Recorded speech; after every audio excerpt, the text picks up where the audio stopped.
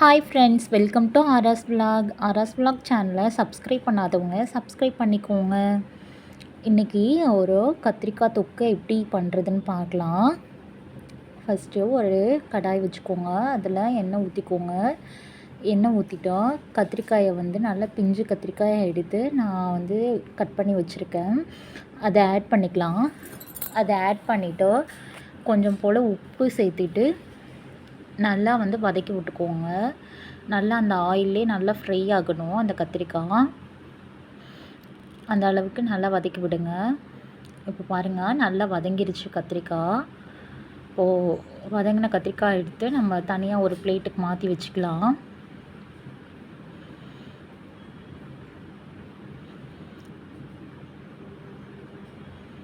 இப்போது அதே கடாயில் எண்ணெய் ஒரு 2 ஸ்பூன் ஊற்றிக்கோங்க. ஆல்ரெடி அதில் ஆயில் இருக்கும். உங்களுக்கு தேவைப்பட்டுச்சுன்னா எக்ஸ்ட்ரா ஊற்றிக்கோங்க. இல்லை அப்படின்னா அதே ஆயிலில் பண்ணுறதுனாலும் பண்ணிக்கோங்க. அதுக்கப்புறம் கடுகு சேர்த்துக்கலாம். கடுகு, சோம்பு சேர்த்துக்கலாம். அது கூடவே பூண்டு சேர்த்துக்கலாம். பச்சை மிளகா, வரமிளகா சேர்த்துக்கலாம்.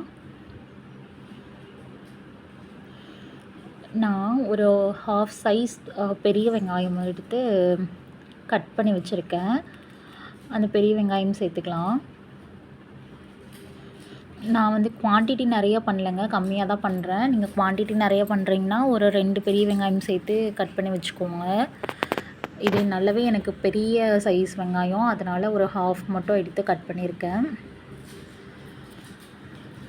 நீங்கள் எவ்வளோ கத்திரிக்காய் ஆட் பண்ண போகிறீங்களோ அதுக்கு தகுந்த மாதிரி வெங்காயம் ஆட் பண்ணிக்கோங்க. அது கூடவே 2 தக்காளி கட் பண்ணி மிக்சியில் போட்டு அரைச்சி வச்சு அந்த விழுது நான் சேர்த்துக்கிறேன். நல்லா பச்சை வாசனை போகிற வரைக்கும் நல்லா வதக்கி விட்டுக்கோங்க. இப்போது அது கூடவே மிளகாய்த்தூள், மஞ்சள் தூள், வீட்டில் அரைச்ச குழம்பு மிளகாய் தூள் இருக்குது பாருங்கள், அதையும் ஆட் பண்ணிக்கோங்க. ஆட் பண்ணிவிட்டு லைட்டாக தண்ணி சேர்த்து மிக்ஸ் பண்ணிக்கோங்க. மிக்ஸ் பண்ணி நல்லா லைட்டாக ஒரு கொதி வர்ற வரைக்கும் அப்படியே விட்டுருங்க. அந்த மசாலாலாம் நல்லா பிரிஞ்சு வரணும் அந்த எண்ணெயில். இந்த ஸ்டேஜில் உங்களுக்கு உப்பு தேவைப்பட்டுச்சுன்னா உப்பு போட்டுக்கோங்க.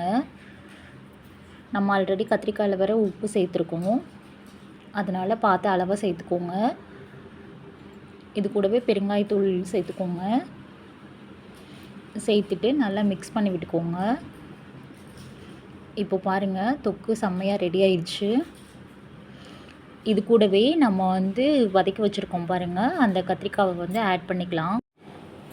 இப்போ பாருங்கள், நம்ம வதக்கி வச்சுருக்க கத்திரிக்காவை அந்த தொக்கு கூட ஆட் பண்ணி நல்லா மிக்ஸ் பண்ணிக்கலாம். இப்போ பாருங்கள், அந்த தொக்கோட நல்லா மிக்ஸ் ஆகி வந்துடுச்சு. அந்த கலர் பாருங்கள், செம்மையாக இருக்குல்லங்க. இப்போது இது கூட ஒரு சின்ன லெமன் சைஸ் அளவுக்கு புளி எடுத்து கரைச்சி வச்சுருக்கேன். அந்த புளி கரைசலை ஊற்றிக்கலாம். உங்களுக்கு நல்ல புளிப்பாக வேணும்னா இன்னும் கொஞ்சம் கூட சேர்த்து நீங்கள் புளி கரைசல் ஊற்றிக்கலாம். நாங்கள் கொஞ்சம் மீடியமாக தான் சாப்பிடுவோம். கொஞ்சம் ஓரளவு புளிப்பாக இருந்தால் மட்டும்தான் சாப்பிடுவோம். ரொம்ப புளிப்பாக இருந்தால் வீட்டில் சாப்பிட மாட்டாங்க. அதனால் நான் ஓரளவு நான் ஊற்றிக்கிறேன். இப்போ புளி ஊற்றினதுக்கப்புறம் நல்லா கொதித்து அந்த புளி தண்ணிலாம் நல்லா சுண்டி வந்ததுக்கப்புறம் இப்போ பாருங்கள் எப்படி இருக்குன்னா நல்ல ஒரு தொக்கு கன்சிஸ்டன்சிக்கு வந்துருச்சு. பாருங்கள், செம்ம டேஸ்ட்டாக இருக்கும். நீங்களும் இந்த மாதிரி குக் பண்ணி பாருங்கள். குக் பண்ணிவிட்டு எப்படி இருக்கான்னு சொல்லிவிட்டு எனக்கு கமெண்ட் பண்ணுங்கள். இந்த வீடியோ பிடிச்சிருந்தா என்னோடய சேனலை சப்ஸ்கிரைப் பண்ணிக்கோங்க ஃப்ரெண்ட்ஸ்.